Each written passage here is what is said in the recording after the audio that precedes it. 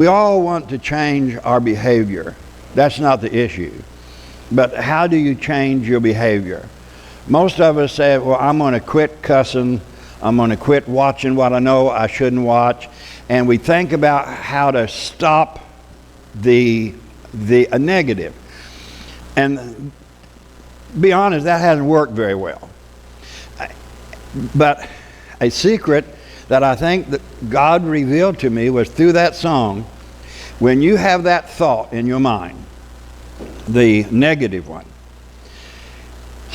don't try to say, I'm not going to think about it, because that's what you're going to be thinking about.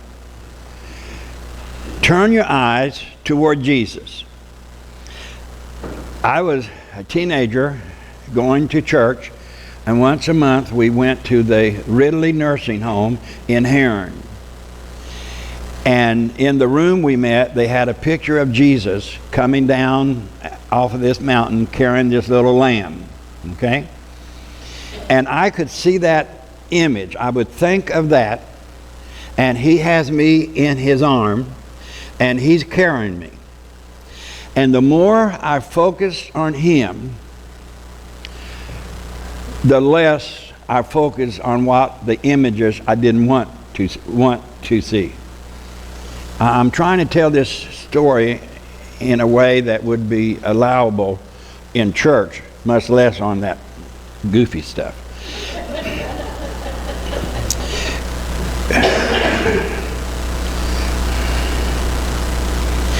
There was a young man came and confessing a particular sin that besought him. And we prayed, and we cast out, and we prayed, and we repented, and we prayed, and we wrote the sin on a piece of paper, and we burnt the paper. We did everything we could. Matter of fact, I got so I dreaded to see him come one more time, because I didn't know what else to do. Now, I'm not recommending this, I'm just sharing. One day, I looked at him and I said, now buddy, I've done all I know to do. I prayed, confessed, cast out, cast in, threw up. I did it. I don't know. I mean, I just don't know. And I have to believe you're sincere. So this is the deal. We're going to pray one last time. I don't want to see you back here anymore. We're going to pray.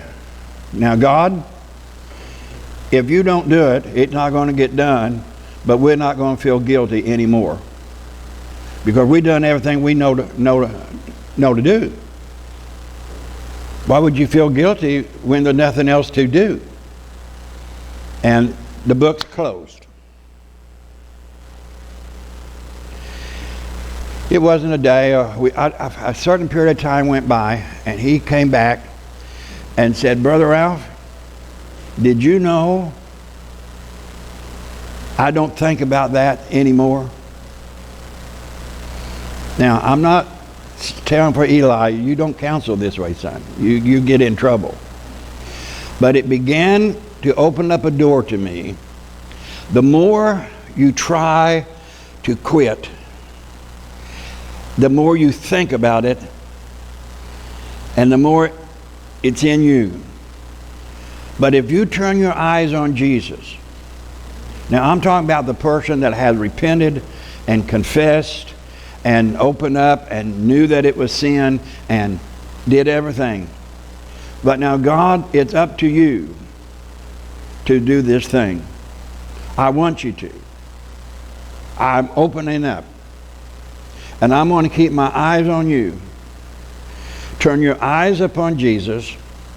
Look full into his face. And the things of this earth will grow strangely dim in the light of his glory and grace. The more you focus on him,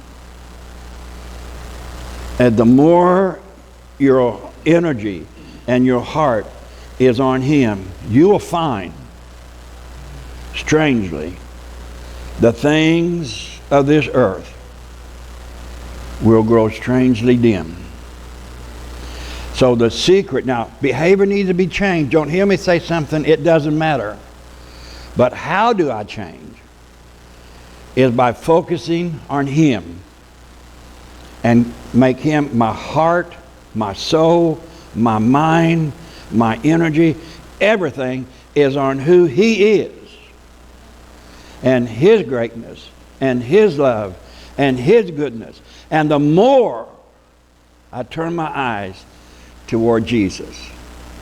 So minus the funeral music and the stairway to heaven, I enjoy those words immensely and pass that on to you, and if you want to talk about it more, because I know it sounds strange. I know it sounds just the opposite of how it's supposed to work.